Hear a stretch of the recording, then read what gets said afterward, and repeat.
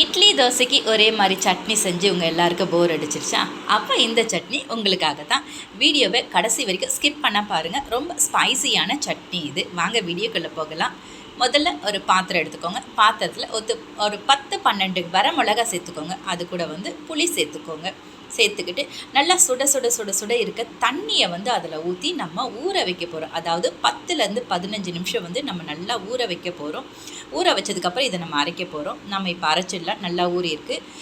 மிளகாவை போட்டு அந்த தண்ணியை வேஸ்ட் பண்ணாதீங்க. அந்த தண்ணியை ஊற்றி தான் நம்ம அரைக்க போகிறோம். அந்த தண்ணியை கொஞ்சம் சேர்த்துக்கோங்க. மிச்ச தண்ணியை அப்படியே வச்சுக்கோங்க, பின்னாடி நமக்கு யூஸ் ஆகும். இப்போ இது கூட பெரிய சைஸ் தக்காளி பழம் ஒன்று எடுத்திருக்கேன். அதையும் சேர்த்து நல்லா இப்போ நம்ம மையம் அரைச்சிக்க போகிறோம். கொரப்பாக அரைக்கக்கூடாது, இந்த மாதிரி அரைச்சிக்கோங்க. இப்போ தாளிச்சிடலாம் வாங்க. ஒரு பாத்திரத்தில் எண்ணெய் சூடானதுக்கப்புறம் கடுகு போட்டு பொரிய விடுங்க. கடுகு நல்லா பொரிஞ்சதுக்கப்புறம் உளுந்து சேர்த்துக்கோங்க.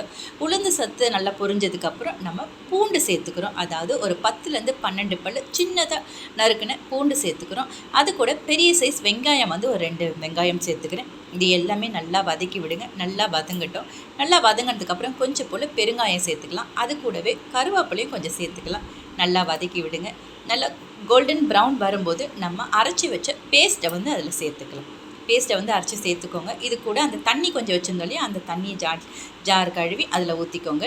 இப்போ இது கூட மஞ்சள் பொடி, உப்பு சேர்த்து நல்லா கொதிக்க விடுங்க. நல்லா கொதி வரட்டும். நல்லா கொதி சுண்டி வரும்போது நம்ம ஒரு துண்டு வெல்லம் அதில் சேர்த்துக்க போகிறோம். வெல்லம் சேர்த்து நல்லா பரட்டி நல்லா சுருளை வச்சு எடுத்திங்கன்னா சூப்பரான கார சட்னி ரெடி. இது இட்லி தோசை கூட பிரமாதமாக இருக்கும், சூப்பராக இருக்கும்.